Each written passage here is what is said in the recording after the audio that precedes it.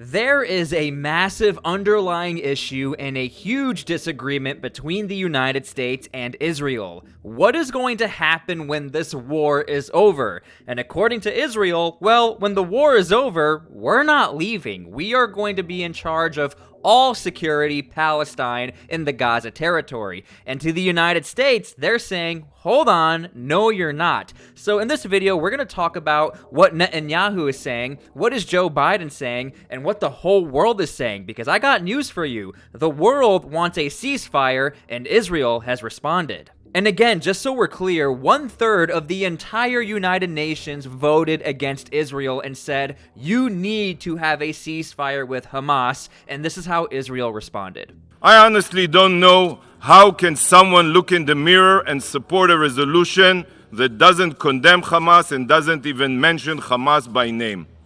So at the very last, I urge you to vote for adding a condemnation of Hamas to the resolution. But you know what? I have an idea. If you want a real ceasefire, here is the right address. This is the phone number of Hamas's office in Gaza. I know this is super serious, but this guy is about to get a massive amount of phone calls throughout the world. We'll get back to this whole ceasefire in a second, but let's talk about what Joe Biden wants to do and what Netanyahu wants to do when this war is over. Okay, so essentially, Joe Biden proposed, and not only Joe Biden, but also the UN proposed a two-state resolution. Essentially, there will be a leader of Palestine in charge of Gaza and the West Bank, Palestine, and their capital will be in Jerusalem. But according to Israel, they're saying, heck no, we are not going to do this. We've already done this. The Palestinians fight among themselves, and every single time we let them off the hook, they attack us. So no, we are not going to allow for Palestine to run two territories. Israel will be in charge of all of the security within Palestine. In fact, Reuters recently did an article on it. Netanyahu says Israel-US differ about post-war Gaza rule.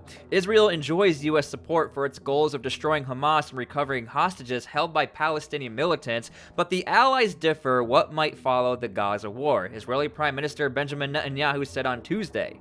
Essentially refusing his past refusal to countenance a return to Gaza rule of the Western-backed Palestinian Authority under President Mahmoud Abbas, Netanyahu said in a statement that Gaza will be neither Hamastan nor Fatahstan. Fatah is Abbas's faction. And if you are lost in the sauce, this guy right here is technically the president of Palestine, but in the West Bank region, and he has a faction, or he's under control of who's called Fatah. Fatah and Hamas essentially are enemies. Hamas controls territories over in Gaza, and Fatah essentially controls territories in West Bank with some contention against Hamas. Essentially, Netanyahu, the prime minister of Israel, is saying, this guy cannot be trusted. He's still technically our enemy, and he should have the situation under control in Palestine, but he can't even do the job himself. That is why Netanyahu said he called it Fatahstan and Hamasistan, making fun of Afghanistan, etc.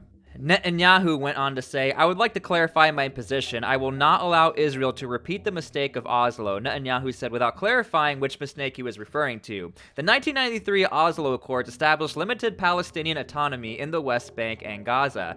On Tuesday, Secretary General of Executive Committee of Palestine Liberation Organization, Hussein al-Shakin, responded to reports that the Israeli premier had compared the Oslo Accords to Hamas massacre on October 7th, by saying both had caused a similar amount of Israeli casualties. And in conclusion, Benjamin Netanyahu's statements equating the Oslo Accords with what happened on October 7th confirms his war against all Palestinians, al-Sheikh said. We said to Netanyahu that Oslo casualties under the treads of his tanks sweeping through our cities, villages, and camps from Jenin to Rafah.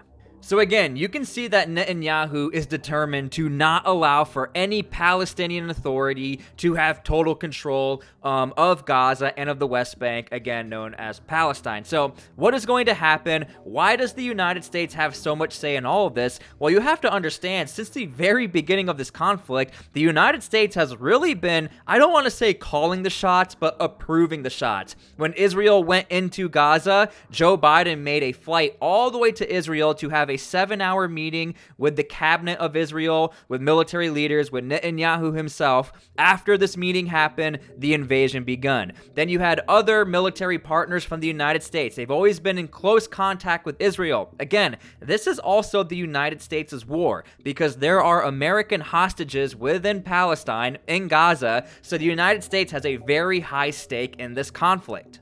But what I find interesting in this video is that Joe Biden almost jokes about the fact that he has a lot of differences with Netanyahu, and he's known him for over 50-ish years. Let me play this clip.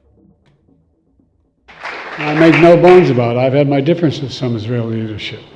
I've known Bibi for now 51 years.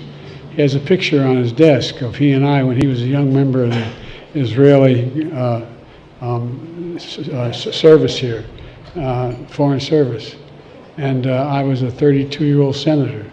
And I wrote on the top of it, Bibi, I love you, but I don't agree with the damn thing you had to say. It's about... So I know we're laughing about it, but again, even when Joe Biden was 33 years old, and if I'm going to be honest with you, I don't even know how old Joe Biden is now, but again, when Joe Biden was 33 years old and he first met Bibi, or Netanyahu, he said, I don't agree with a damn thing you say. So you can see how there's a little bit of a love-hate between the two nations, but Joe Biden, I think, is looking for the bigger picture between the United States and Israel, not Joe Biden and Netanyahu. It's the same today. I love it. Well, look.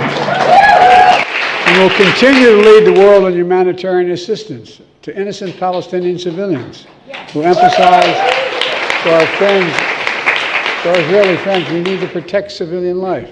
And I'm going to stick up for the United States a little bit in this conflict. I know a lot of people like to point at the United States and say, well, you guys are in the Middle East, you take everyone out. But really in this conflict, if I'm going to be honest with you, and I've been following it since the very beginning, the United States has really been keeping Israel in as much check as possible. Whenever Israel was not allowing for all humanitarian aid to go into Gaza, the first ones to step up, the United States. Whenever Israel did not want to have a pause or a ceasefire, the first ones to step up, the United States. The United States has never swayed away from talking crap about Israel and saying, if Israel does not meet our demands and does not listen to us, we are not going to help them in this conflict. And time again, there have been more humanitarian lanes open, and there's been a lot more care on how Israel has been operating. In fact, Antony Blinken and other key military figures from the United States has said, if Israel does not tone down their assaults within southern Gaza, we're going to have some problems here.